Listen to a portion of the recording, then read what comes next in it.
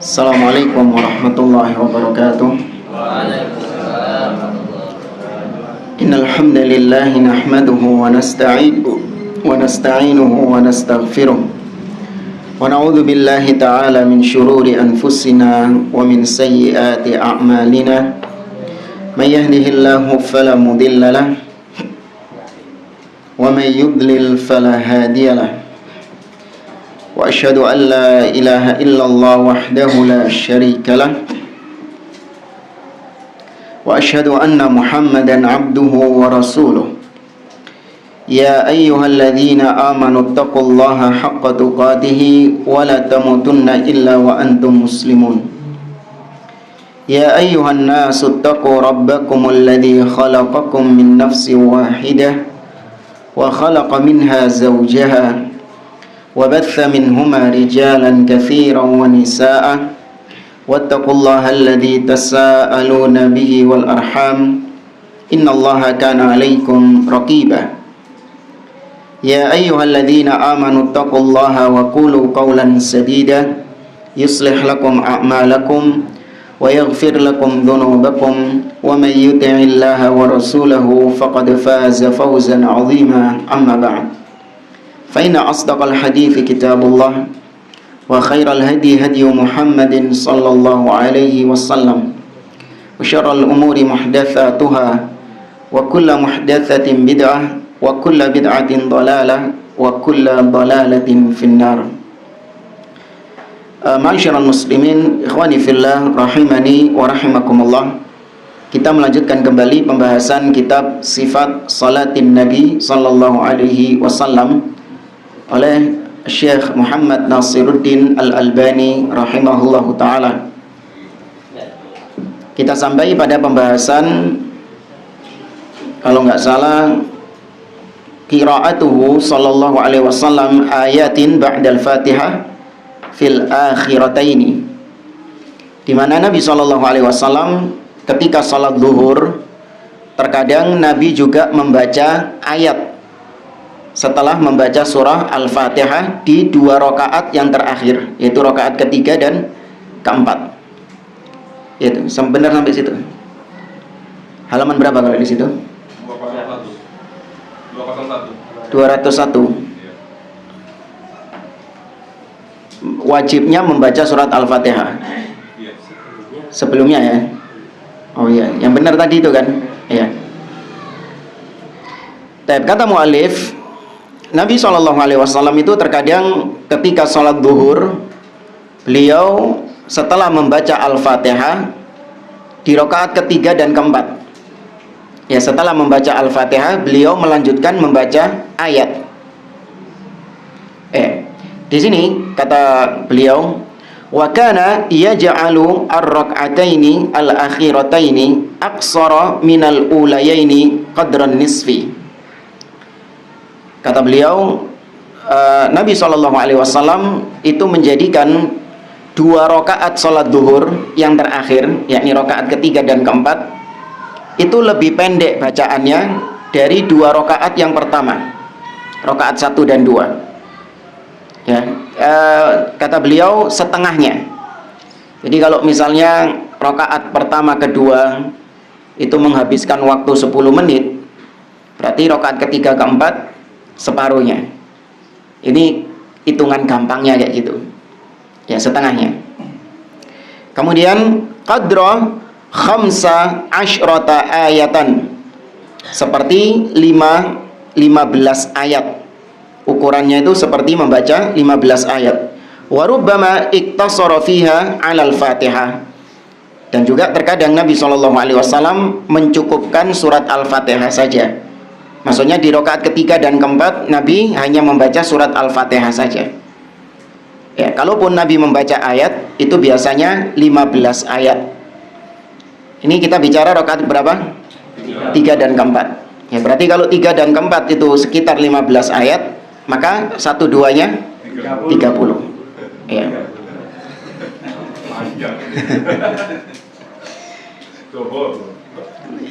Baik. Kemudian kita lanjut ke pembahasan berikutnya. Wujubu qiraatil Fatihah fi kulli raka'atin. Ya, masih tentang sholat duhur ya. Kata beliau, wajibnya membaca surat Al-Fatihah di setiap rakaat. Kata beliau, waqad amara al-musi'a salatahu bi qira'atil Fatihah fi kulli rak'atin, haitsu qala lahu ba'da an amarahu bi qira'atiha fi rak'atil ula. Ini dalilnya adalah Nabi SAW tatkala memerintahkan kepada seorang sahabat yang dikenal dengan al-musi'u salatahu, yaitu orang yang sholatnya nggak benar, yang Nabi nyuruh ngulang terus itu. Sholli irji' fa sholli fa innaka lam tusolli. Balik sholat, karena sesungguhnya kau tadi belum sholat. Nah, itu orang yang disuruh itu dikenal dalam istilah hadis dengan al-musi'u salatahu, yaitu orang yang sholatnya nggak benar. Ya. Nabi memerintahkan untuk membaca surah Al-Fatihah kepada orang tadi. Nabi perintahkan baca surah Al-Fatihah di setiap rakaatnya. Setelah Nabi SAW perintahkan dia untuk membaca Al-Fatihah di rakaat yang pertama, kemudian Nabi melanjutkan sabdanya, "Tsumma fa'al dzalika fi shalatika kulliha." Wa fi riwayah fi kulli raka'atin. Nabi kan nyuruhnya cuma rakaat pertama, tapi kemudian Nabi mengatakan, kerjakan, lakukan seperti itu di setiap rakaatmu. Ya, berarti bukan cuma rakaat pertama saja membaca surah Al-Fatihah atau rakaat kedua saja, tapi semua rakaat wajib membaca surah Al-Fatihah.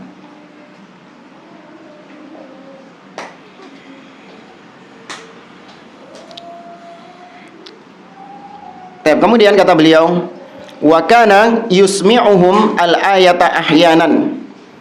Dan terkadang Nabi SAW ketika sholat duhur itu, beliau sedikit memperdengarkan bacaan ayatnya kepada makmum. Ya, beliau memperdengarkan sedikit, bukan berarti sholat duhur itu jahar, enggak. Tapi beliau agak lebih dinaikkan sedikit volumenya, sehingga orang-orang yang ada di dekat beliau terdengar surat atau ayat yang dibaca oleh Nabi SAW. Wa kana yasma'una minhu an-naghmah bi sabbihisma rabbikal a'la.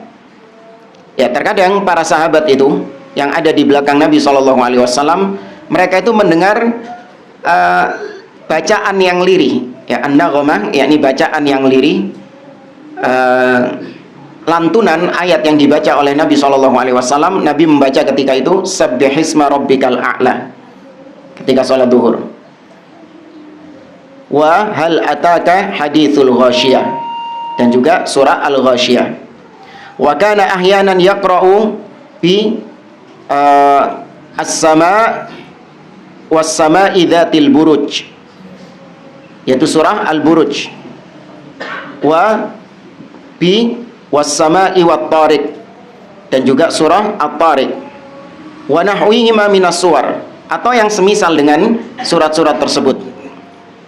Wa ahyanan yaqra'u bil laili idza yaghsha, dan juga terkadang di salat duhur Nabi SAW membaca surat al-lail atau yang semisal dengannya. Baik, maka selesai pembahasan dari salat duhur. Sekarang kita lanjut salatul asr, salat asar. Wa kana Rasulullah SAW yaqra'u fil ulayaini Fatihatal Kitab. Pada salat asar Nabi SAW membaca Al-Fatihah di rakaat yang pertama dan rakaat yang kedua. Kemudian dilanjut dengan wasuratain. Setelah Al-Fatihah Nabi membaca surat. Wa yatulu fil ula ma la yatulu fil tsaniyah. Bacaan Nabi di rakaat yang pertama itu lebih panjang daripada bacaan yang Nabi baca di rakaat yang kedua. Wa kanu yadhunnun annahu yuridu bidzalika an yudrikan nas ar-raka'ah. Ya, kata beliau, ketika itu para sahabat Nabi SAW, beliau sengaja, para sahabat mengira bahwa Nabi sengaja memanjangkan rakaat yang pertama daripada rakaat yang kedua, supaya orang-orang yang telat sholatnya itu masih mendapatkan rakaat. Yaitu dugaan dari para sahabat Nabi SAW. Nabi memanjangkan rakaat yang pertama agar orang-orang yang terlambat itu masih mendapati rakaat pertama bersama Nabi Shallallahu Alaihi Wasallam. Wa kana yaqra'u fi kullin minhuma qadra khamsa asyrata ayatan. Di dua rakaat tadi, rakaat pertama dan rakaat kedua, Nabi Shallallahu Alaihi Wasallam itu membaca ayat sekitar 15 ayat. Ya, bacaan Nabi itu hitungannya sekitar 15 ayat. Qadra nisfi ma yaqra'u fi kullin minar rak'ataini al-ulayaini fi dhuhr. Setengah dari apa yang Nabi baca ketika sholat zuhur. Tadi sholat zuhur sekitar 30-an, rakaat pertama sama keduanya. Nah, ini sholat asarnya Nabi jadikan setengah dari sholat zuhur. Nah, ini semuanya kebiasaan Nabi SAW. Kalau mungkin mampu untuk dikerjakan ya, tapi kalau mungkin kondisi nggak memungkinkan, ya sudah.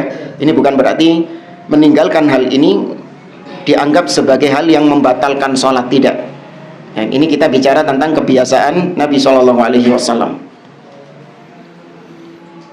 Wa kana yaj'alu ar-rak'ataini al-akhirataini aqsara minal ulayaini qadra nisfihima. Maka kalau rakaat pertama kedua 15 ayat ukurannya, maka rakaat ketiga dan keempat ketika sholat asar setengah dari 15 ayat. Ya, 7 atau 8 ayat. Ya, 7 atau 8 ayat, lebih pendek dari rakaat pertama dan kedua. Wa kana yaqra'u fihi ma bi Fatihatil kitab. Di rakaat yang kedua dan ketiga dan keempat, Nabi membaca surat Al-Fatihah saja. Wa kana yusmi'uhumul ayata ahyanan. Sama seperti sholat zuhur tadi, terkadang Nabi sedikit memperdengarkan bacaan beliau kepada para sahabat. Wa yaqra'u bis suwar allati dzakarna fi sholatil zuhur. Dan surat-surat yang dibaca oleh Nabi, yang diperdengarkan oleh Nabi sedikit, dibocorkan oleh Nabi sedikit kepada para sahabat, itu hampir mirip dengan surat-surat yang dibaca oleh Nabi ketika sholat zuhur tadi. Sabbihisma rabbikal a'la, kemudian hal ataka hadithul wasyiyah, kemudian wal laili idza yaghsha tadi, dan seterusnya. Baik, sekarang kita lanjut ke sholat maghrib. Wa kana sallallahu alaihi wasallam yaqra'u fiha ahyanan bi qisaril mufassal. Adalah Nabi sallallahu alaihi wasallam, terkadang beliau dalam salat maghrib, kebiasaan beliau itu membaca surat-surat pendek. Ya, membaca surat-surat yang pendek. Nah, ini termasuk sunnah yang sampai sekarang juga masih banyak dikerjakan oleh kaum muslimin. Ya, kita dapati ketika salat maghrib itu surat yang dibaca pendek-pendek. Ya, mengingat ada sebagian di antara kaum muslimin yang baru berbuka puasa, ya maka nggak perlu surat panjang-panjang. Ya, karena di antara mereka ada yang baru berbuka puasa, ya butuh makan. Ya, kalau suratnya terlalu panjang-panjang, nah ini tentu akan membuat mereka nggak fokus, nggak khusyuk. Karena yang dipikirkan apa? Pernah kejadian ya, di salah satu masjid itu dekat tempat kita, lagi bulan Ramadan ini, ketika selesai buka puasa kemudian sholat, imamnya tuh baca surah Ar-Rahman. Masih mending kalau Ar-Rahman cuma diambil beberapa ayat saja, ini enggak, hampir mau habis. Ya, hampir mau habis. 2 rakaat itu. Iya, 2 rakaat itu disambung. Dibagi 2. Enggak sampai habis, cuman iya, tapi tergolong tetap panjang. Apalagi cara bacanya dia ini juga pelan. Iya, cara bacanya juga pelan. Itu habis sholat orang-orang ngomel semua. Sampai ada yang bilang, kalau boleh jejek imam tak jejek mau ya. Tapi ada yang bilang gitu, kalau boleh sholat jejek imam tak jejek bisa nunggu imam. Ya, karena memang lagi puasa, ya nggak layak demikian. Nah, hatta innahum kanu idza sallu ma'ahu wa sallama bihim in sarafa ahaduhum wa innahu la yubsira mawaqi'a nablihi. Kata beliau di sini, sampai-sampai apabila para sahabat sholat bersama Nabi SAW, ya kemudian mereka salam, yakni salam dari sholatnya, maka tatkala dia pulang, kata beliau, insarafa ahaduhum wa innahu la yubsir mawaqi'a nablihi. Ini terjemahkannya ini, ketika salah seorang di antara para sahabat itu selesai dari sholatnya, maka dia masih melihat tempat anak panah yang dia tembakkan. Ya, wallahu a'lam, ini mungkin menunjukkan saking singkatnya sholat tersebut, sampai-sampai bekas anak panah yang dia tembakkan itu masih terlihat. Ya, wallahu a'lam kalau gambaran di zaman sekarang seperti apa. Mungkin di zaman tersebut itu dianggap sebagai hal yang singkat. Maksudnya masih terang tuh, dia masih bisa melihat anak panah, jadi belum gelap. Mungkin itu menunjukkan cepatnya. Ya, menunjukkan cepatnya. Jadi masih terlihat. Nah, wa qara'a fi safarin bitin waz zaitun fi raq'ati ats-tsaniyah. Ketika beliau safar, beliau membaca surah wat-tini waz zaitun. Ya, beliau membaca surah wat-tini waz zaitun pada rakaat yang kedua.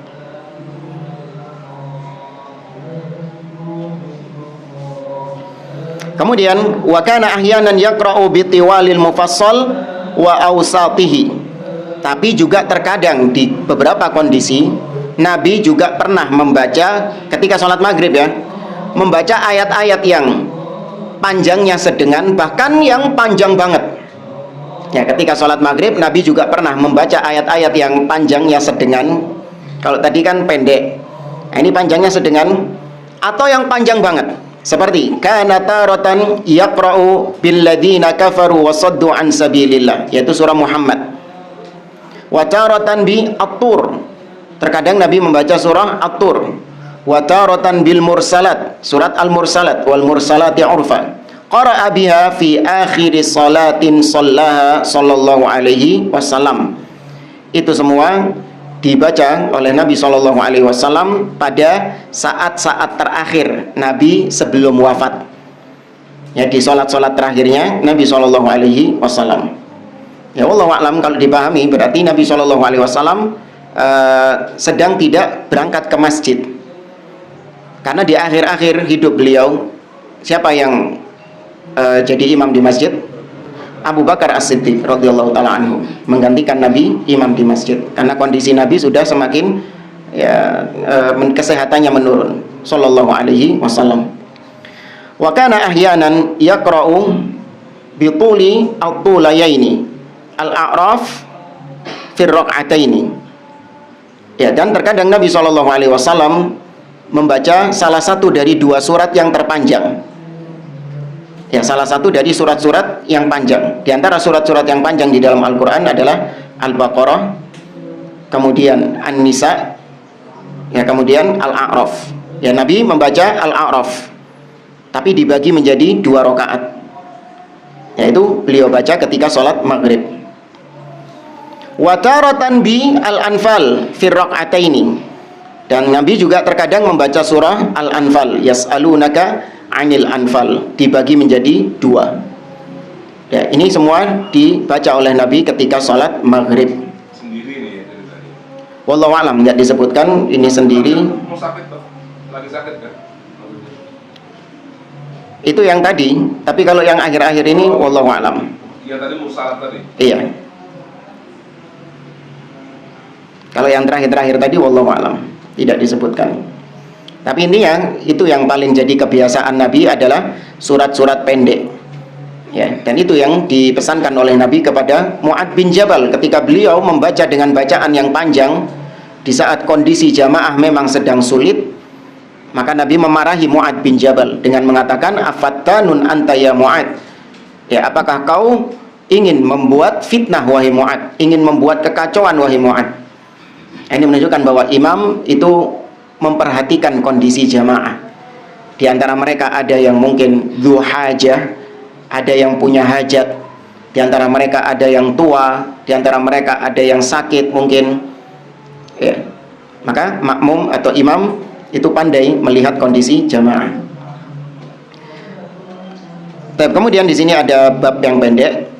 Al-qiraah fi sunnatil maghrib. Apa yang dibaca Nabi ketika sholat sunnah setelah maghrib?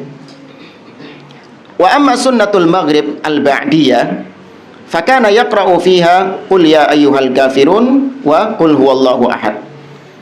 Adapun sholat sunnah ba'diyah, sunnah setelah maghrib, yang dibaca oleh Nabi SAW adalah qul ya ayyuhal kafirun. Di rakaat kedua Nabi membaca qul huwallahu ahad.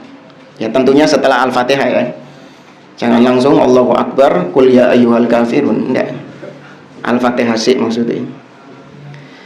Selesai dari pembahasan surah salat maghrib. Sekarang kita masuk salatul isya. Kana sallallahu alaihi wasallam yaqra'u fi rak'ataini al-ulayaini min wasatil mufassal. Nah, di salat isya Nabi sallallahu alaihi wasallam membaca surah yang sedang-sedang panjangnya, yang medium. Ya, maghrib yang pendek, isya yang medium, sedangkan subuh yang lebih panjang lagi.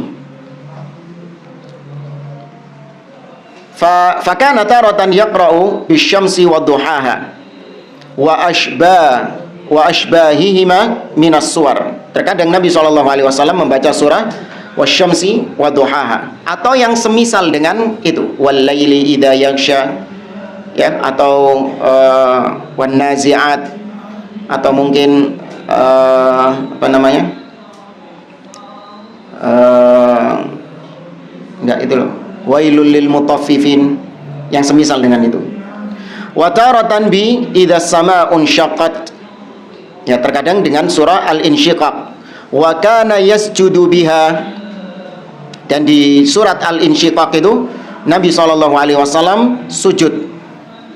Ya, sujud apa maksudnya? Sujud tilawah. Ya, sujud sajdah. Di ayat yang mana sujud sajdah? Bukan wasjud waqtarib. Ya, wa idza quri'a alaihimul qur'anu la yasjudun. Ya. Nah, itu surah Al-Insyiqaq. Wa qara'a marratan fi safarin bi at-tin waz zaitun fi raq'ati al-ula. Dan ketika safar Nabi SAW melaksanakan salat isya dengan membaca wat-tini waz zaitun di rakaat yang pertama. Wa naha an italatil qiraati fiha. Dan Nabi SAW melarang untuk memanjangkan bacaan, ya, bagi para imam untuk memanjangkan bacaan di salat isya ini. Wa dzalika hina shalla Mu'ad ibnu Jabal li ashabihi al-isya fatawwala alaihim. Ini kasus yang tadi kita singgung, yaitu kisah Mu'ad bin Jabal. Ketika beliau salat menjadi imam untuk kaumnya. Jadi kalau ditanya, loh Mu'ad kok jadi imam Ustaz? Bukannya Nabi yang jadi imam? Enggak. Nabi tetap jadi imam di Masjid Nabawi. Tapi sepulang dari situ, Mu'ad bin Jabal diminta untuk menjadi imam oleh kaumnya. Maka akhirnya Mu'ad bin Jabal sholat. Namun sholatnya Mu'ad ini adalah sholat apa bagi Mu'ad? Sunnah. Ya, sholat sunnah. Nah, ketika itu fansarafa rajulun minal ansar fasalla fa akhbara Mu'ad anhu faqala innahu munafiq. Ketika Mu'ad terlalu panjang sholatnya, maka ada seorang yang mundur. Kalau nggak salah namanya Sulaim. Ya, disebutkan di beberapa bab sebelumnya. Dia mundur karena panjang bacaan Mu'ad ini. Akhirnya dia sholat sendiri di nahiyatil masjid, di pojokan masjid. Ya, setelah itu dia pun pergi. Tatkala Mu'ad selesai sholat, maka Mu'ad dikabarkan oleh orang-orang bahwa tadi Sulaim, seorang pemuda, dia meninggalkan shaf dan sholat sendiri. Mu'ad mengatakan innahu munafiq, sesungguhnya dia itu adalah orang munafik. Ya. La ukhbiranna anhu Rasulullah sallallahu alaihi wasallam. Besok aku akan mengabarkan tentang dia kepada Rasulullah. Aku akan mengadukan tentang dia kepada Rasul sallallahu alaihi wasallam. Nah, pemuda tadi juga sama. ketika mendengar bahwasanya Mu'ad akan mengadukan kepada Nabi SAW, Sulaim, pemuda yang tadi keluar dari sholat, juga mengatakan, wa ghadan sa'ukhbir Rasulullah SAW. Oh, podo. Ya, podo. Sesuk tak laporno pisan Mu'ad sama Nabi SAW. Ya. Walamma balagha dzalika ar-rajul dakhala ala Rasulillah sallallahu alaihi wasallam fa akhbarahu ma qala Mu'ad fa qala lahu an-nabi sallallahu alaihi wasallam aturidu an takuna fattanan ya Mu'ad. Maka ketika dikabarkan tentang hal tersebut, maka Nabi pun mengatakan kepada Mu'ad, aturidu an takuna fattanan ya Mu'ad, apakah kau ingin menjadi orang yang membawa fitnah, membuat kegaduhan, membuat kekacauan, wahai Mu'ad? Ya, idza amamtan nas faqra bisyamsi wa duhaha. Kalau kau menjadi imam untuk orang-orang, kenapa kau enggak membaca wasyamsi wa duhaha, atau membaca sabbihisma rabbikal a'la, atau membaca iqra bismi rabbikal ladzi khalaq, atau membaca wal laili idza yaghsha? Fa innahu yusalli wara'akal kabir wad dha'if wa dzul hajah. Ini tadi kata yang kita sebutkan. Karena yang sholat di belakangmu itu, wahai Mu'ad, ada yang sudah tua renta, ada yang sudah lemah kondisinya, ya, ada yang dzul hajah, ada yang punya keperluan lain, ya, ada yang punya kesibukan-kesibukan lain. Nah, muncul pertanyaan, kenapa sikap Nabi SAW itu kepada sebagian sahabat itu keras, tapi kepada sebagian yang lain Nabi lemah lembut? Lihat, Mu'ad bin Jabal diperlakukan seperti ini oleh Nabi SAW dengan kata-kata yang afattanun anta ya Mu'ad, aturidu an takuna fattanan ya Mu'ad. Demikian juga Usama bin Zaid disemprot pisan sama Nabi dengan kata-kata yang pedas. Apa kasusnya Usama bin Zaid? Nah, ketika Usama bin Zaid membunuh dalam peperangan seorang yang berucap la ilaha illallah. Ini orang kafir, orang musyrik dalam peperangan. Ketika sudah terpojok dan Usama bin Zaid mau menebaskan pedangnya, dia mengatakan la ilaha illallah. Namun sama Mu'ad tetap sama Usama bin Zaid tetap dibunuh orang ini. Ketika berita ini sampai kepada Nabi SAW, maka Nabi SAW mengatakan kepada Usama bin Zaid, hal aqtaltahu ba'da an qala la ilaha illallah. Wahai Usama, apa benar kau membunuh dia setelah orang ini mengatakan la ilaha illallah? Maka Usama bin Zaid mengatakan, innahu yakhafu min sayfi, khaufan min sayfi. Wahai Rasulullah, dia mengatakan demikian karena takut sama pedangku, karena sudah ke pojok. Namun Nabi mengatakan, hal syaqaqta sadrahu wa hal syarahta qalbahu. Apa kau sudah belah dadanya dia? Apa kau sudah membelah hatinya dia sehingga bisa tahu apa niatnya dia ketika mengucapkan la ilaha illallah itu? Ya, dimarahi oleh Nabi SAW. Kemudian ada juga seorang sahabat ketika berkhutbah, dia mengucapkan man atau Allah, atau dia mengatakan man yuti'illaha wa rasulahu faqad rasyad wa man ya'sihima faqad ghawa. Ya, ada seorang khatib ketika berkhutbah. Jadi Nabi itu punya khatib yang berkhutbah kepada kaumnya masing-masing. Ya, yang berkhutbah kepada kaumnya masing-masing. Nah, ada satu khatib ketika berkhutbah dia mengatakan man yuti'illaha wa rasulahu faqad rasyad. Barang siapa yang taat kepada Allah dan Rasulnya, maka dia akan mendapatkan petunjuk. Namun barang siapa waman ya'sihima, barang siapa yang mendurhakai mereka berdua, faqad ghawa, maka dia telah tersesat. Siapa yang dimaksud mereka berdua di sini? Allah dan Rasulnya. Dikatakan mereka berdua. Maka tatkala mendengar ini, Nabi SAW mengatakan, bi'sal khatibu anta, sungguh engkau adalah sejelek-jeleknya khatib. Ya, bi'sa khatibul qaumi ant, kau adalah sejelek, seburuk-buruknya khatib. Kenapa? Karena Nabi nggak mau dijadikan satu dhamir dengan Allah Subhanahu wa taala. Harusnya orang ini mengatakan man yuti'illaha wa rasulahu faqad rasyad wa man ya'sillaha wa rasulahu faqad ghawa. Dipisah antara Allah dan Rasulnya. Baik, Nabi terkadang menyikapi sebagian sahabat dengan keras. Tapi ternyata sebagian sahabat yang lain Nabi sikapi dengan lemah lembut. Tahu kisah Badui yang kencing di masjid?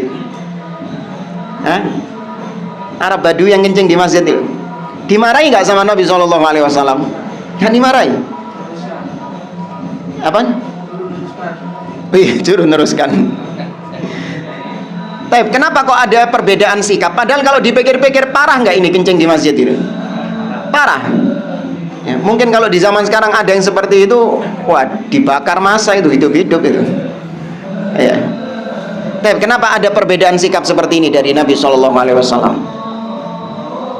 Karena Nabi melihat pelakunya siapa. Ya, Nabi SAW melihat pelakunya siapa. Kalau dia adalah orang yang alim, ya orang yang paham tentang din, karena dia sering diberi ilmu oleh Nabi SAW, dekat dengan Nabi. Namun ketika dia menyimpang, sikapnya Nabi lebih keras kepada dia. Berbeda dengan Arab Badui. Arab Badui Nabi lemah lembut. Kenapa? Karena ini orang jarang ketemu Nabi, nggak punya ilmu. Dia hidupnya di pegunungan-pegunungan selalu. Arab-Arab Badui ini jarang ketemu Nabi SAW. Maka wajar kalau dia nggak paham tentang permasalahan-permasalahan agama. Lah ini yang dekat dengan Nabi, sering hadir di majelisnya Nabi, tapi ketika keliru, Nabi SAW peringatkan dengan keras. Ya, maka demikian juga kita. Ya, kita terkadang membedakan, kenapa sama fulan kok sebegitunya, tapi sama fulan kok nggak sebegitunya. Ya, kenapa sama ahlil bid'ah kita lebih keras, sedangkan sama pelaku maksiat kita nggak segitunya. Ya, kalau dari kacamata orang awam, wah ini nggak fair ini, ya kan? Nggak fair. Peminum khamr, pezina, itu nggak sampai segitunya dibantah, nggak sampai segitunya ngeluruskannya. Nggak kayak ahlul bid'ah. Ahlul bid'ah itu dibantah dengan bantahan yang keras. Bahkan tidak jarang para ulama dengan julukan-julukan yang buruk, dengan lakop-lakop yang buruk disematkan kepada ahlul bid'ah, tokoh-tokoh ahlul bid'ah. Ya, maka melihat pelakunya siapa. Ini ahlul bid'ah ini sudah mengenyam pendidikan. Ya, bahkan sebagian di antara mereka sudah bergelar apa? Doktor. Ya, doktornya bukan doktor sini, doktor luar negeri sana. Ya, maka mereka tidak bisa dianggap sebagai orang yang jahil, orang yang awam, enggak. Ketika dia menyimpang, ketika dia punya kesalahan, maka kita membantah dengan bantahan yang keras. Ya, adapun pelaku maksiat, maka secara asal mereka kebanyakan adalah orang-orang apa?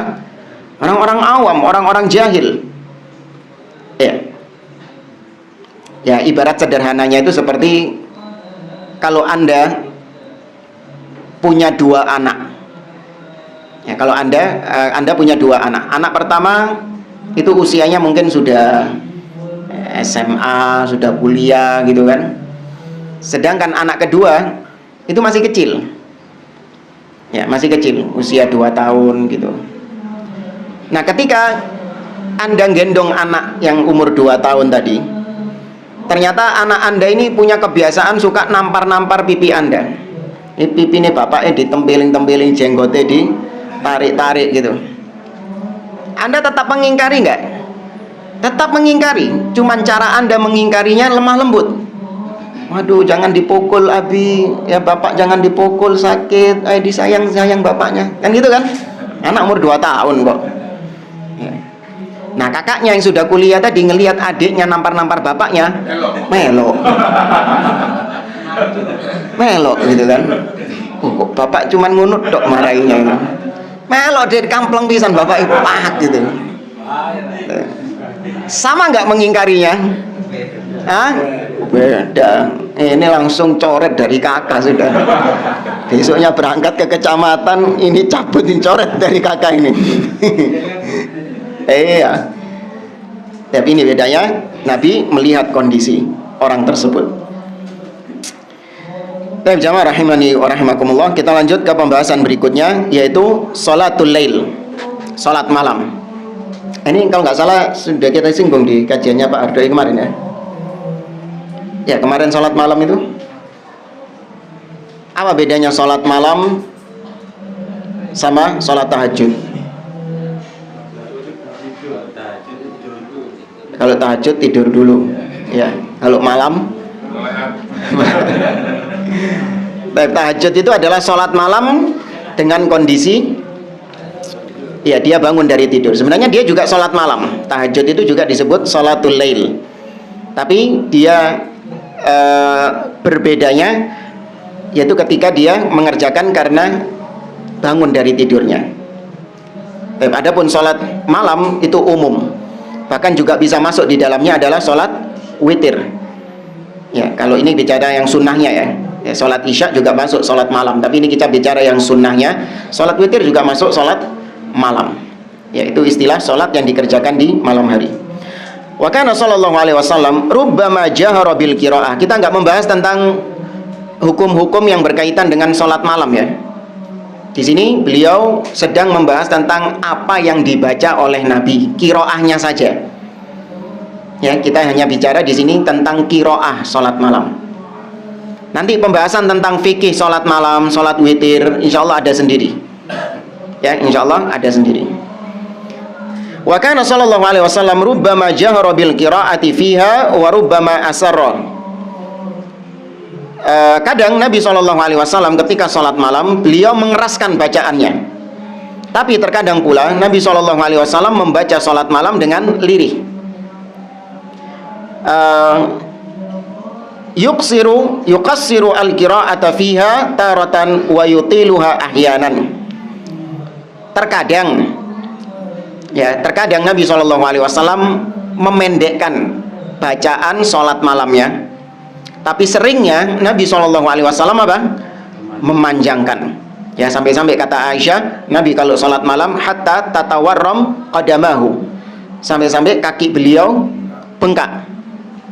Ya, Aisyah mengatakan qad ghufira laka ma taqaddama min dzambika wa ma ta'akhkhar. Wahai Rasulullah, dosa-dosamu sudah diampuni semuanya, yang telah lalu ataupun yang akan datang.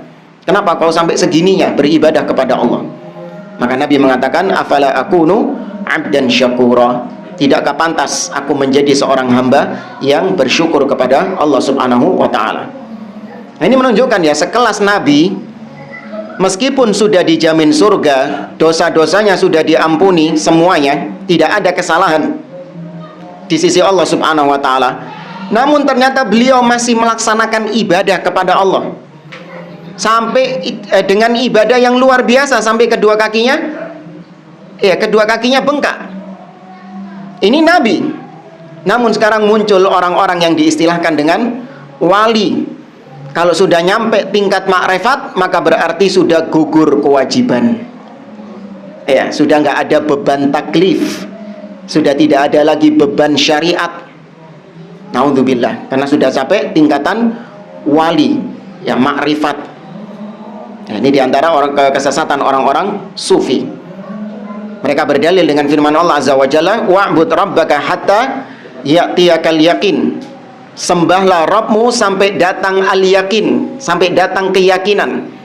Maka kalau sudah yakin, berarti sudah gak perlu wa'bud rabbak, gak perlu menyembah Allah, gak perlu beribadah lagi, karena sudah yakin katanya. Padahal yang dimaksud yakin di situ apa? Al-maut, kematian. Ya, yakin di situ maksudnya adalah kematian.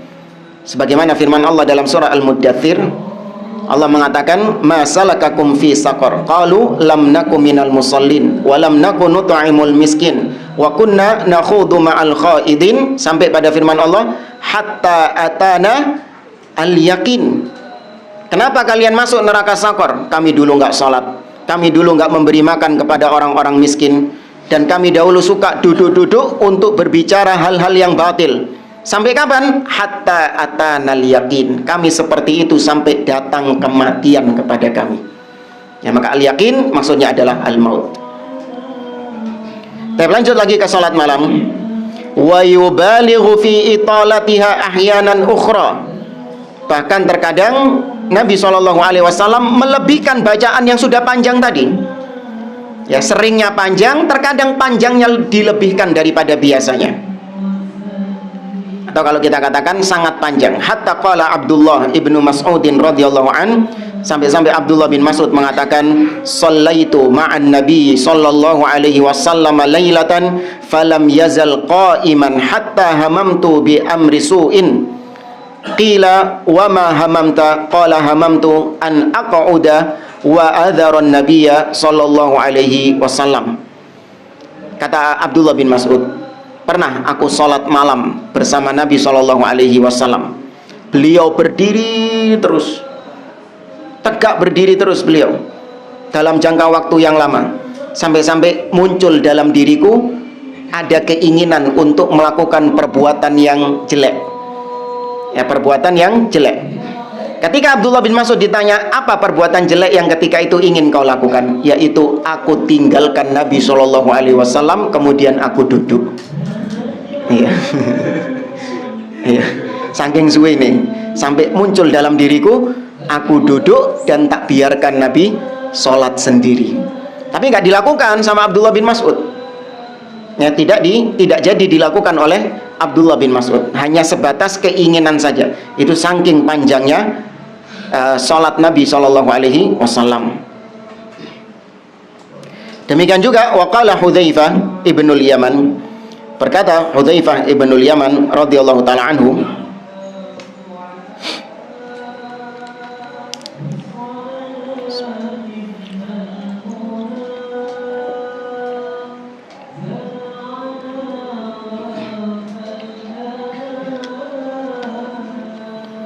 Hudzaifah ibn Yaman mengatakan, "Shallaitu ma'an Nabi sallallahu alaihi wasallam dzata lailatin faftataha al-Baqarah."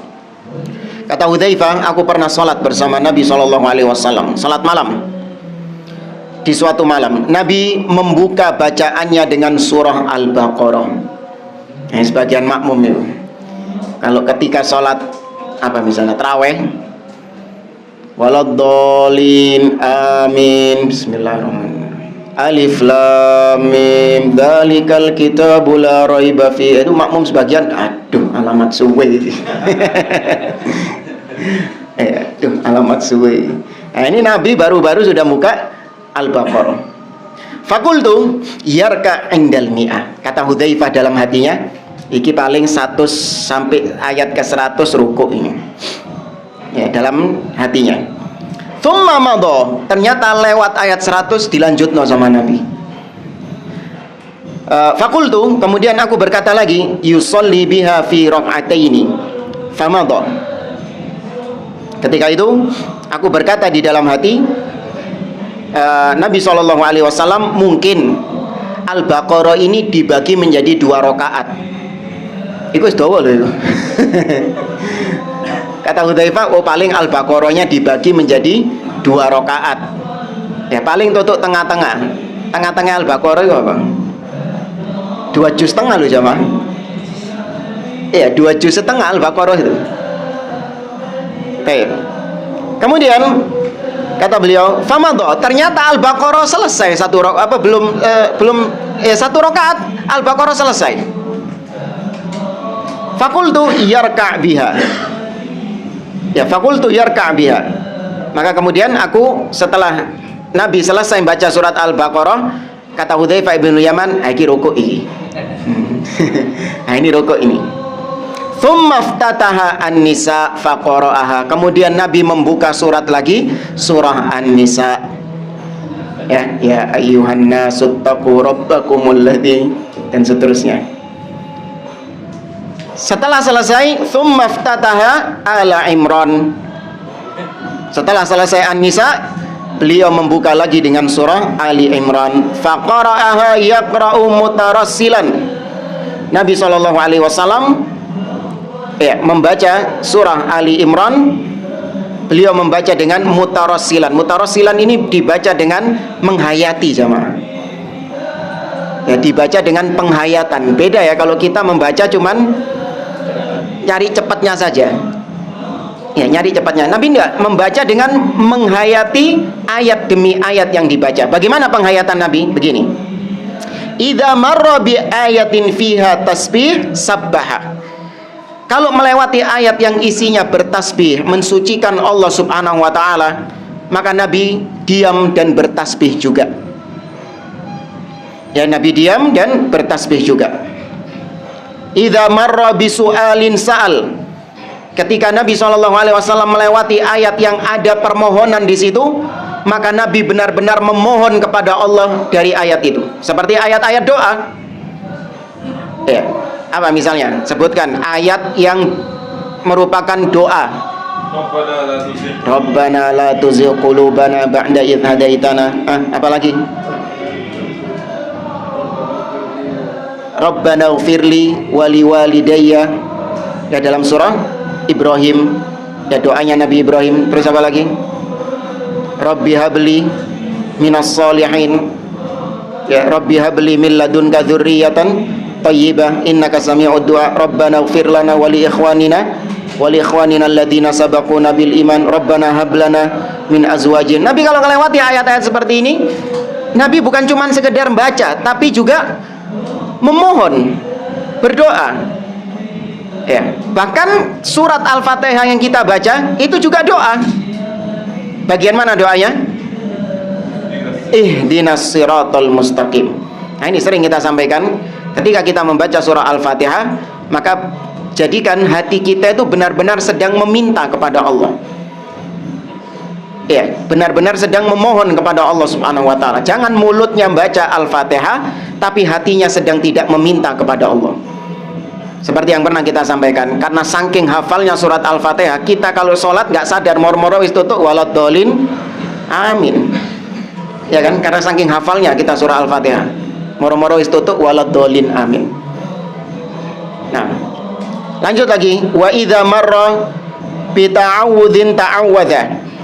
Ketika Nabi SAW membaca ayat-ayat yang di situ minta perlindungan kepada Allah, Nabi juga minta perlindungan kepada Allah. Seperti qul a'udzu birabbil falaq, qul a'udzu birabbin nas. Ya, kemudian wa qur rabbi a'udzu bika min hamazatis syayatin wa a'udzu bika rabbi an yahdurun. Ya, ketika membaca ayat seperti ini, Nabi juga minta perlindungan kepada Allah Subhanahu wa taala. Ya, baru kemudian tsumma raka'a. Nabi rukuk setelah itu.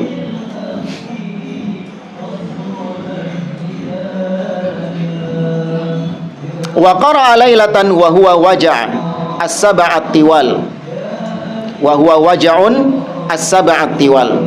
Dan pernah ketika Nabi dalam kondisi sakit, jemaah. Dalam kondisi sakit, Nabi SAW membaca 7 surat yang panjang. Ya, Al-Baqarah, Ali Imran, ya, An-Nisa, kemudian Al-Maidah, Al-An'am, Al-A'raf dan At-Taubah. Ya, itu loro jamaah. Ya, kita sakit baca apa? Kulhu. Saya hati mau saya kulhu kok. Sakit apa? Kulhu bagi 2.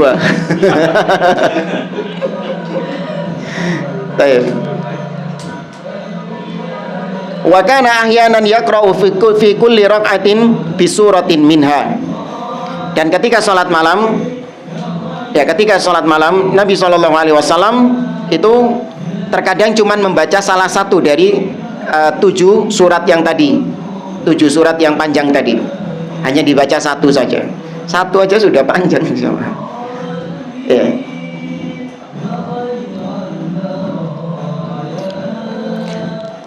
Wa ma ulima annahu qara'al qur'ana kullahu fi lailatin qad. Dan tidak pernah diketahui ada riwayat bahwa Nabi SAW itu ketika sholat malam membaca Al-Quran secara penuh. Nggak ada riwayatnya. Ya, Nabi membaca Al-Quran secara penuh. Bal innahu lam yarda dzalika li Abdillah bin Amr radhiyallahu anhu hina qala. Bahkan sebaliknya, Nabi SAW justru tidak meridhoi membaca satu Al-Quran penuh ketika sholat, sebagaimana ini pernah dikatakan oleh Nabi kepada Abdullah ibn Amr ibnul As, anaknya Amr ibnul As, yang pernah kita katakan selisihnya berapa tahun dengan Amr ibnul As? Amr ibn al-As punya anak namanya Abdullah. Nah, dia sama anaknya ini selisih berapa tahun? 10 tahun coba. Bapak sama anak cuma selisih 10 tahun. Antum bisa bayangkan. Antum sama anak selisih berapa? 30. Ya. Ini menunjukkan bahwasanya para sahabat dahulu, bahkan termasuk adat di antara mereka nikah muda. Makanya nggak heran kalau misalnya Nabi SAW menikahi Aisyah di usia 6 tahun, kemudian di usia 9 tahun mereka baru menjalin rumah tangga, dalam artian baru digauli oleh Nabi SAW. Itu bukan hal yang aneh. Ya, di zaman sekarang baru itu menjadi hal yang aneh. Seandainya pernikahan Nabi SAW dengan Aisyah itu adalah hal yang aneh, seperti kata orang-orang kafir di zaman sekarang, bahkan yang liberal juga ikut-ikutan. Bahkan Syiah paling doyan sama ini, karena Syiah paling benci sama siapa? Aisyah radhiyallahu ta'ala anha. Ya, kalau memang benar bahwasanya pernikahan Nabi dengan Aisyah ini adalah, kata mereka, perbuatan Nabi ini pedofil, yang menikahi anak di bawah umur. Kalau memang benar ini adalah cacat atau aib, celaan kepada Nabi SAW, maka pasti yang pertama menggunakan ini sebagai bahan untuk mencaci Nabi siapa kira-kira? Abu Lahab dan kawan-kawan, Abu Jahal pasti, orang-orang munafik. Pasti mereka yang pertama kali menggunakan ini untuk menyerang Nabi SAW. Ya. Menjangankan masalah seperti ini, Aisyah cuma jalan berdua sama Sofwan, orang-orang munafik sudah mengatakan apa? Aisyah berzina. Maka apalagi dengan pernikahan Nabi SAW, harusnya dipakai buat bahan sama mereka untuk mencela Nabi. Tapi ternyata nggak ada orang-orang Abu Jahal CS, bahkan orang munafik di Madinah yang pakai narasi-narasi ini untuk menyerang Nabi SAW, nggak ada. Munafik di zaman sekarang baru gitu. Ya, ini menunjukkan bahwa nggak ada masalah yang menikah dengan di zaman tersebut menikah dengan yang dianggap muda. Nabi pernah melarang Abdullah bin Amr ibn al-As. Nabi SAW mengatakan, Iqra'il Qur'an fi kulli syahrin. Bacalah Al-Quran pada setiap bulan. Maksudnya bacalah di sini adalah hatamkan Al-Quran semuanya di setiap bulan. Dan ini juga renungan bagi kita jamaah. Jangan pernah kita melewati satu bulan pun yang di sana kita belum menghatamkan Al-Quran, terutama penuntut ilmu.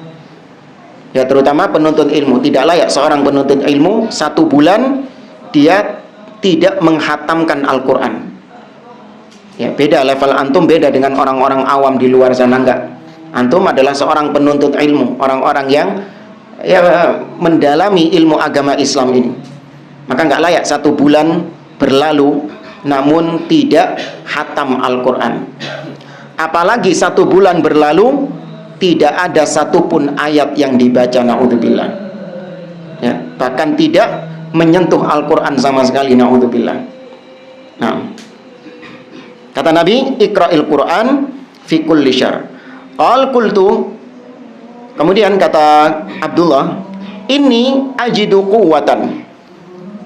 Kata Abdullah bin Amr ibn al-As, wahai Rasulullah, sesungguhnya aku adalah seorang yang kuat, yakni mampu untuk membaca Al-Quran, hatam Al-Quran lebih daripada satu bulan. Kurang dari satu bulan ya. Ya, kurang dari satu bulan. Aku adalah orang yang kuat. Qal faqra'hu fi 20 laila. Maka sama Nabi SAW dipersingkat lagi menjadi 20 hari. Oke, kalau kau orang yang kuat, hatamkan Al-Quran 20 hari. Dia mengatakan lagi, inni ajidu quwwah, wahai Rasulullah, aku masih kuat, kurang dari itu. Qal faqra'hu fi 7 wa la tazid ala dhalik. Maka bacalah Al-Quran atau hatamkan Al-Quran dalam 7 hari, dan jangan kurang dari itu. Ya, jangan kurang dari itu. Tapi ini seorang yang ingin membaca Al-Quran dengan tadabbur, dengan dia paham maknanya. Karena lebih kurang dari 7 hari seorang menghatamkan Al-Quran, itu bisa dipastikan dia membacanya tanpa tadabbur, tanpa merenungkan maknanya, hanya sebatas dibaca.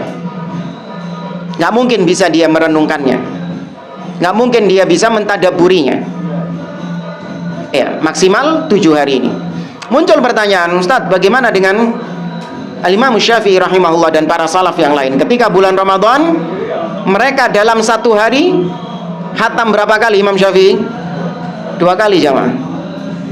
Ya, 1 bulan, ya, ketika bulan Ramadan, Imam Syafi'i hatam 60 kali Al-Quran. Nah, itu kok boleh? Maka kita katakan yang dilakukan oleh para ulama ketika bulan Ramadan bukan mentadaburi Al-Quran, tapi tilawah yang tujuannya adalah untuk mendapatkan apa? Pahala di sisi Allah Subhanahu wa taala. Karena orang yang membaca Al-Quran dengan tadabbur ataupun tanpa tadabbur, kalau masalah pahala tetap dapat nggak? Tetap dapat.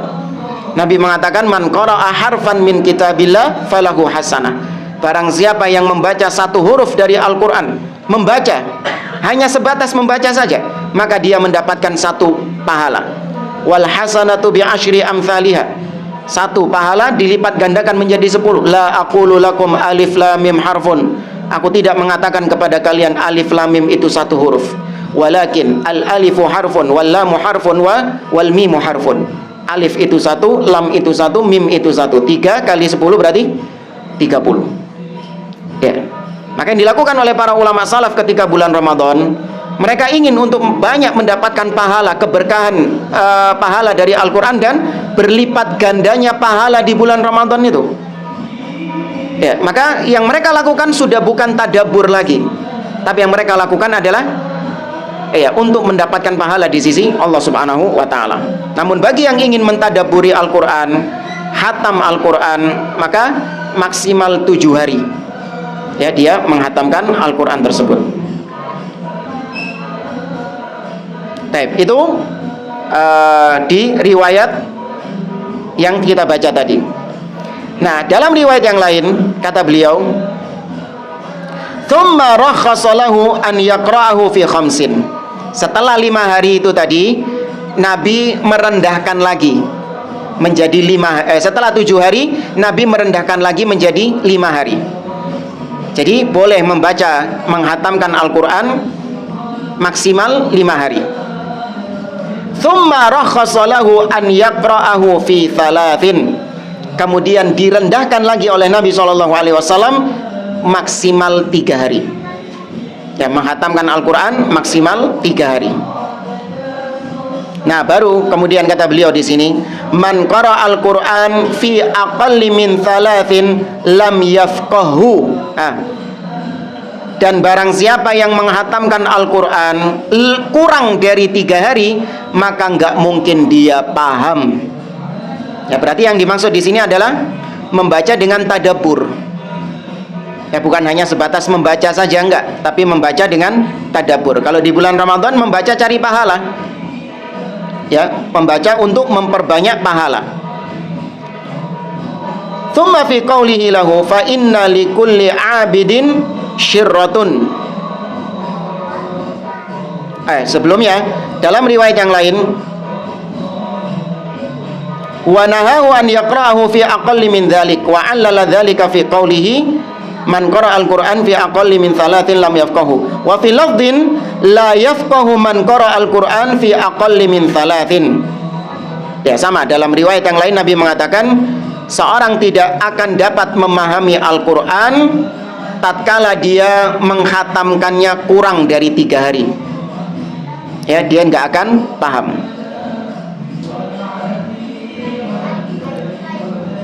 Thumma fi qaulihi lahu, kemudian Nabi SAW mengatakan, fa inna likulli 'abidin syirratun wa likulli syirratin fatratun fa imma ila sunnatin wa imma ila bid'ah faman kanat ila sunnatin faqad ihtada wa man kanat fatratuhu ila ghairi dzalik faqad halak. Nah, ini kata Nabi, seorang yang beribadah kepada Allah itu ada syirrah, yakni masa-masa semangat.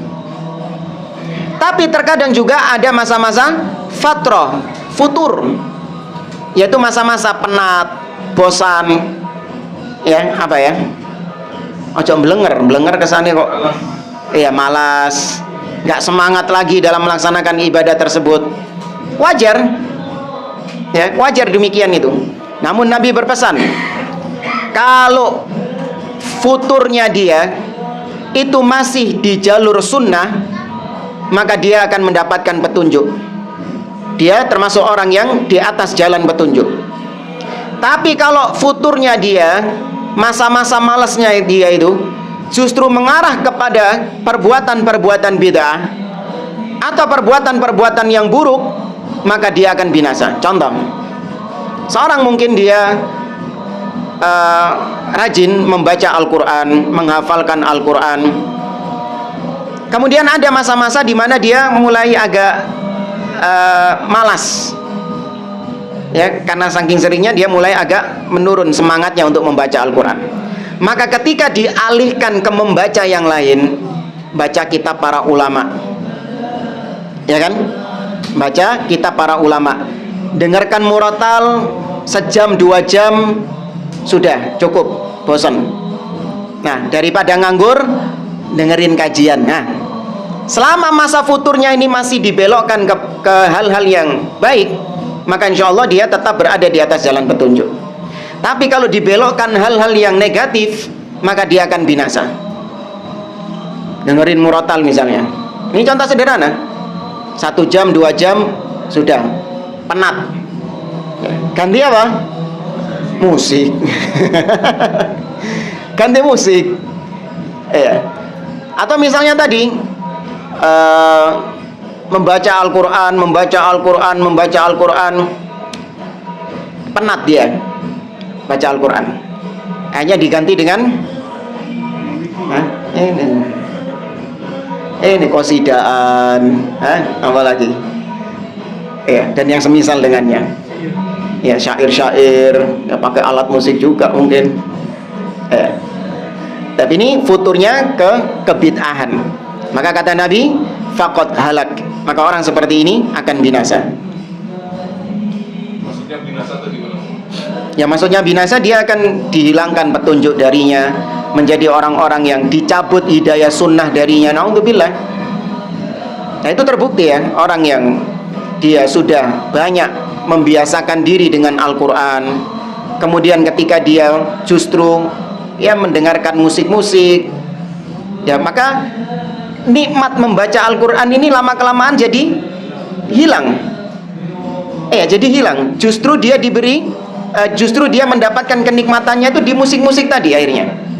Syaitan menghiasinya. Ya, setan menghiasi hal tersebut. Nah, ini kalau lama-kelamaan dia nggak balik lagi, nggak dipaksa lagi jiwanya untuk kembali kepada Allah, kembali kepada jalan sunnah, maka dia akan tenggelam, bahkan sampai pada titik kekufuran. Naudzubillah. Nah, walidzalika kana sallallahu alaihi wasallam la yaqra'ul Qur'an fi aqalli min 3. Oleh karenanya Nabi sallallahu alaihi wasallam tidak pernah menghatamkan Al-Qur'an kurang dari 3 hari. Ya, tidak pernah menghatamkan Al-Qur'an kurang dari 3 hari. Baik, kemudian Nabi sallallahu alaihi wasallam bersabda, "Man shalla fi lailatin bi mi'atai ayatin fa innahu yuktabu minal qanitina al-mukhlisin." Kata Nabi SAW, barang siapa yang ketika sholat malam dia membaca 200 ayat, ketika sholat malam dia membaca 200 ayat, maka dia akan dicatat di sisi Allah sebagai orang yang qanitin.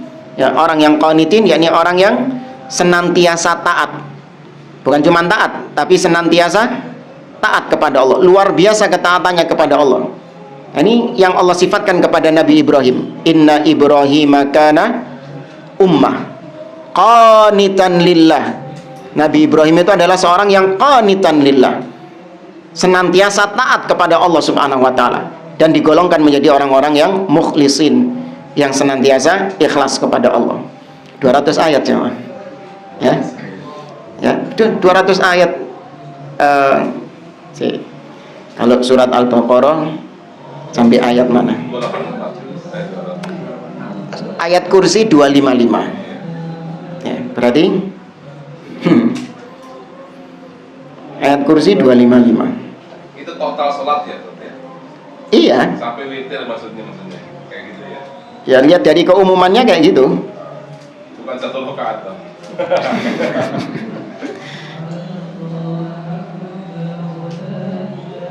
Baik, sampai ayat tentang haji. Al-hajju asyurun ma'lumatun dan seterusnya. Ya. Ya. Panjang enggak? Panjang ya? Ya atau nanti pilih juz amma. Nah, kan ayatnya pendek-pendek. Nah, itu ngono 200 ya. Itu ngono 200 ya. Ya, ini anu ya, jadi lama-lama kayak orang Yahudi itu, suka ngakal-ngakali syariat itu. Ya. Nah, kita lanjutkan lagi. Sebentar. Wa kana yaqul sebelumnya wa kana yaqra fi kulli lailatin bi Bani Israil.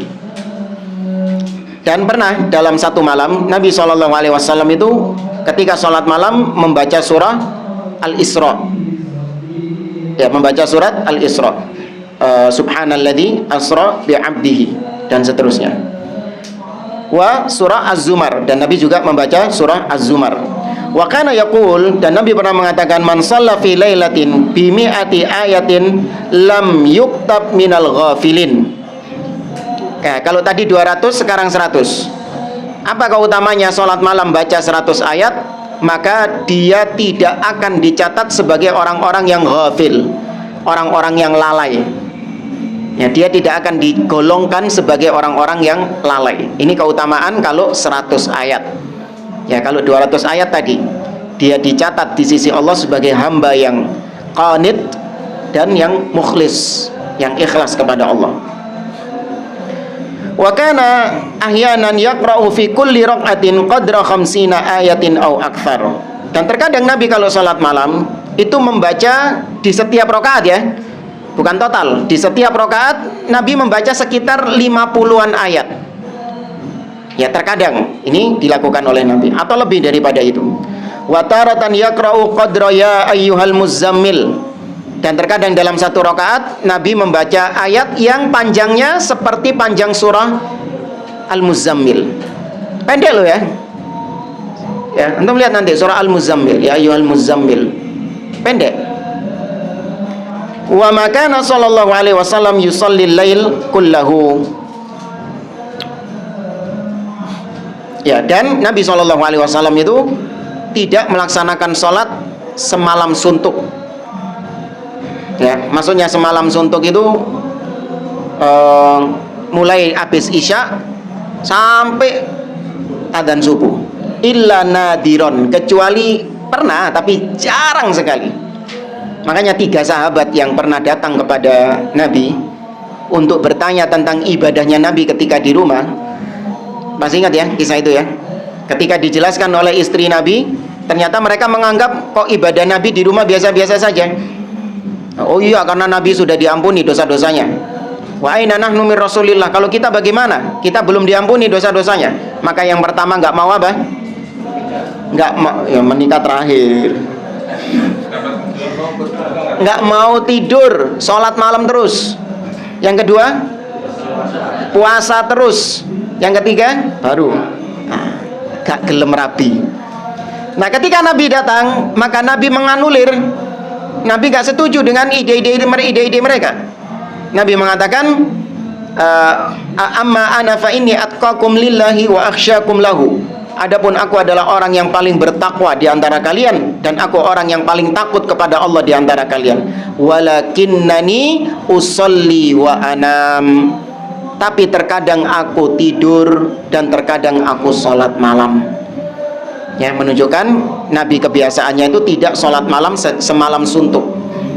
Ya, apalagi sebagian orang sholat malam dengan jangka panjang, dengan waktu yang lama, tanpa memperhatikan kondisinya.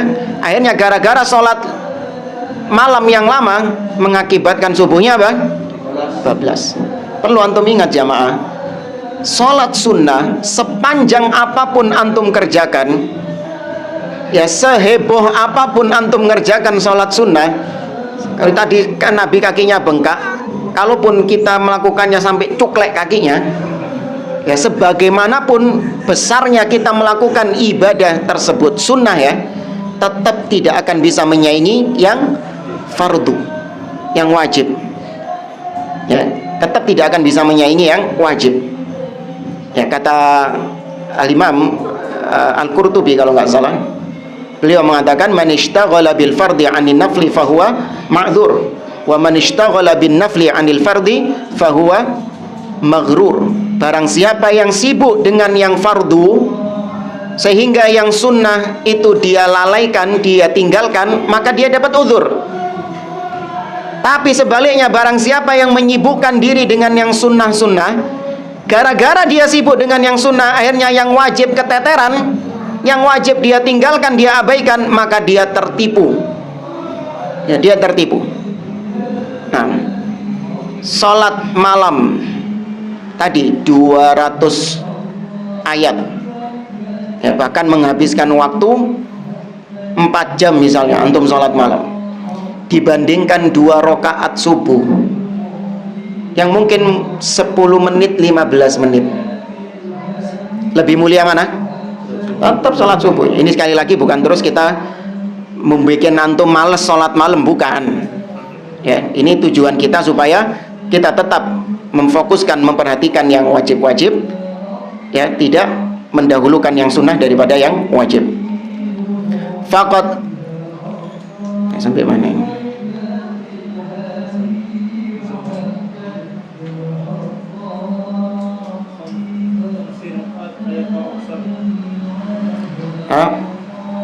Wa makana sallallahu alaihi wasallam yusalli al-lail kullahu illa nadiran.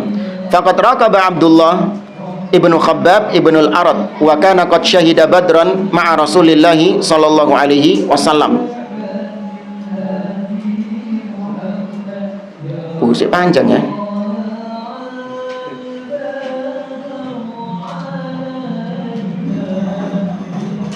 Iya, panjang ini. Kemudian baru masuk sholat witir.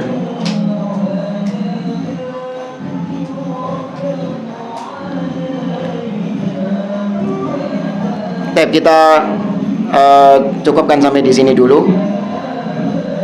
Baik, mungkin ada beberapa pertanyaan. Fadhol. Ya. Assalamualaikum. Tadi kan bercerita tentang imam yang waktu sholat majlis ternyata bacanya kan panjang. Tapi sebetulnya imam tadi, maaf ya, dari benci. Tapi setelah sholat maghrib, akhirnya kan makmum membenci. Apakah sholat itu diterima karena membenci imam? Ya. Terus yang kedua, apakah sholat maghrib dengan bacaan yang pendek itu lebih afdal daripada bacaan yang panjang? Assalamualaikum. Waalaikumsalam. Ya. Apakah kondisi imam yang dibenci tadi membuat sholatnya menjadi tidak sah? Maka jawabannya enggak. Ya, kalau masalah sholat, sepanjang memang syarat-syaratnya dan rukun-rukunnya dipenuhi, maka insya Allah sah sholatnya. Ya, insya Allah tetap sah sholatnya. Dan kalau dikatakan dibenci, ya sebenarnya enggak juga sih. Wong sampai sekarang imamnya juga tetap dia. Ya, imamnya tetap dia kok. Artinya hal yang terjadi kekeliruan di situ membuat sebagian jamaah ini marah kepada dia, namun tidak menjadikan kemudian orang ini sudah nggak usah dijadikan imam lagi, enggak. Ya, bukan hal yang fatal, ya, bukan hal yang parah sehingga membuat kebenciannya kepada imam tersebut menjadikan imamnya diboikot atau imamnya diusir atau ini, enggak. Ya, hanya kesalahan-kesalahan yang waktu itu dia masih awal-awal, memang dia masih baru muda-muda jadi imam, mungkin dia nggak paham tentang hukum-hukum sholat dan yang lainnya. Dan kemudian yang kedua tadi, bacaan Ya, kalau kita sedang mengimami sholat dan kita lihat kondisi makmum kita, ada yang tua, ada yang sakit, ada yang punya keperluan, ketika kita membaca surat-surat yang pendek, maka itu lebih afdol daripada kita membaca surat-surat yang panjang, karena kita mendolimi orang-orang yang ada di belakang kita, orang tua-tua, orang sakit-sakit, atau orang yang memiliki hajat keperluan. Ya, maka yang pendek lebih afdol daripada yang panjang. Ini ketika memang sholat-sholat maghrib. Adapun seperti sholat yang lain, itu juga ngelihat kalau kondisi jamaah memang membutuhkan sholat surat yang pendek, maka lebih baik yang pendek. Seperti yang pernah saya kisahkan ketika kita ada di bandara misalnya. Ya, ketika kita di bandara dan jam sholat mepet dengan jam boarding. Ya, sedangkan kita jadi imam, kita didapuk menjadi imam. Ya. Nah, yang di belakang kita adalah orang-orang yang memang mau boarding pesawat juga. Maka meskipun itu sholat subuh sekalipun, dalam kondisi demikian itu memendekkan bacaan. Ya, memendekkan bacaan. Apalagi juga posisinya safar kan. Ya, maka safar ada rukhsah untuk dipendekkan. Maka memendekkan ketika itu lebih afdol. Jadi nggak bisa dikatakan pendek lebih afdol daripada panjang secara mutlak, atau panjang lebih afdol daripada pendek secara mutlak, enggak. Ya, ada kondisi-kondisi tertentu yang terbalik jadinya. Nah, wallahu a'lam. Ya. Kalau dalam hadis kan misalnya guru-guru imam yang paling dibenci kaumnya itu gimana? Iya. Saya lupa itu hadisnya apa? Khiyaru a'immatikum alladzina yusallunakum wa tusalluna lahum, wa syarru a'immatikum alladzina tubghidunahum wa yubghidunakum wa tal'anunahum wa yal'anunakum, atau seperti itu ya. Wallahu a'lam. Ana lupa ini teks hadisnya. Ya, wallahu a'lam. Itu imam sholat atau pemimpin maksudnya? Secara umum. Itu khiyaru a'immatikum. Ya, harusnya pemimpin itu. Yang untuk imam itu wallahu a'lam, lupa nah. Ya, itu dalam riwayat Imam Muslim itu. Khiyaru a'immatikum alladzina yuhibbunakum wa tuhibbunahum. Nah, wallahu a'lam. Yang untuk imam sholat anak nggak tahu. Tapi yang lain? Apakah dalil yang Rasulullah itu melaksanakan ba'diyah asar di rumahnya? Wallahu a'lam, nggak pernah tahu ana. Wallahu a'lam.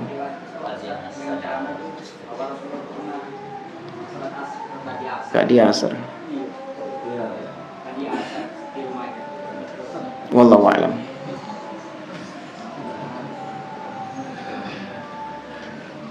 Yang lain? Yang menyikapi kesalahan tadi kan, kalau kita kan kadang gimana ya? Kalau sama orang udah dekat itu kan bercandanya kadang berlebihan atau gimana. Padahal kadang kan bikin kita jadi menjauh ya. Kita kan kayak kita kan punya teman atau kita punya murid, tapi kita sikapnya keras seperti Rasulullah tadi, malah dia lari atau ustaz yang lain atau kalau bid'ah itu gimana itu? Ya. Dulu kan nggak ada nabi selain beliau kan, kalau sekarang Iya. mana warninya juga zaman sekarang. Iya, ya memang menyikapi orang berbeda-beda antara satu dengan yang lainnya. Dan kemudian juga jenis kesalahannya bagaimana. Ya, selain kita ngelihat orangnya itu bagaimana dia, apakah dia orang yang berilmu atau dia orang yang memang masih jahil. Kemudian kita lihat kadar kesalahan yang dia lakukan ini apakah memang layak untuk diberi peringatan dengan keras, atau cukup dengan peringatan yang biasa-biasa saja dia sudah sadar. Itu kan kita yang bisa mengetahui sendiri. Karena namanya al-khata' laisa ala darajatin wahidah, kata para ulama. Kesalahan itu tidak satu level. Ya, kesalahan itu, kekeliruan itu bertingkat-tingkat. Ya, berbeda antara kekeliruan yang satu dengan kekeliruan yang lain. Ya, seorang harus pandai memeta-metakan kekeliruan ini. Ya, saya kasih contoh. Anda sebagai janganlah, ada orang tua. Ya, ada orang tua. Dia memiliki 2 orang anak. Anak pertama itu kepergok, ketahuan narkoba, sak zina pisan, sak minum khamr pisan. Anak pertama. Sedangkan anak yang satunya itu ketahuan pergi ke pengajian atau majelis-majelisnya ahlil bidah. Duduk di majelisnya ahlil bidah. Di antara 2 anak ini, kira-kira orang tua kebanyakan lebih marah besar kepada yang mana? Yang narkoba. Ya, marahnya luar biasa, narkoba, zina. Sedangkan yang duduk bermajelis dengan ahlil bid'ah bahkan kadang nggak dimarahi sama dia. Alhamdulillah anakku saya kira ngaji. Ngaji. Gak koyok kau narkoba gitu. Bilang sama kan, gak kayak kamu narkoba, zina, khomer juga, dugem dan yang lainnya. Padahal kalau kita lihat para salaf bagaimana mereka menyikapi anaknya yang duduk dengan ahlil bid'ah, luar biasa. Seperti yang diriwayatkan oleh Imam Al-Barbahari dari seorang tabi'in yang bernama Yunus bin Ubaid. Ya, Yunus bin Ubaid pernah mendapati anaknya keluar dari rumahnya ahlil bid'ah. Ya, dia pun memarahi anaknya seraya mengatakan, wallahi li antalqallaha khainan sariqan zaniyan fasiqan ahabbu ilayya min antalqahu biqauli fulan. Demi Allah, kau kelak berjumpa dengan Allah sebagai orang yang berzina, sebagai pezina. Statusmu sebagai pezina, kau berjumpa dengan Allah di hari kiamat. Atau sebagai orang fasik, atau sebagai pengkhianat, atau sebagai seorang pencuri. Itu lebih aku sukai, maksudnya lebih mending bagiku daripada kau bertemu dengan Allah membawa akidahnya fulan itu, akidahnya ahli bid'ah itu. Ya, ini bukan berarti terus kalau ada anaknya maksiat didukung, bukan. Tetap harus diperingatkan. Ya, cuman orang tua harus bisa memetakan mana kesalahan-kesalahan yang disikapi dengan sikap yang keras dan mana kesalahan-kesalahan yang disikapi dengan selain daripada itu. Wallahu a'lam. Ya, antum sebagai orang ini sendirilah, insya Allah bisa tahu karakter orang yang antum berikan peringatan ini, insya Allah tahu lah. Wallahu a'lam. Cukup? Ya, jam 9 ya. Jamaah, saya kira ini wallahu a'lam bishawab. Kita akhiri subhanakallahumma wa bihamdik asyhadu an la ilaha illa anta astaghfiruka wa atubu ilaik. Wa akhiru da'wana anil hamdulillahi rabbil alamin. Wassalamualaikum warahmatullahi wabarakatuh.